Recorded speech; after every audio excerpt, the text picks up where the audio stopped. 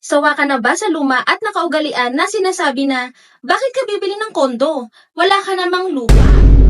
Hi, this is Mary, your condominium expert and Green Circle negosyante. That's outdated thinking, my friend. Sa panahon ngayon, hindi na land ang sukatan ng pagunlad. Kailangan natin mag-adapt at mag-evolve. Condo living isn't about the absence of the land. It's about embracing convenience, security, at quality of life.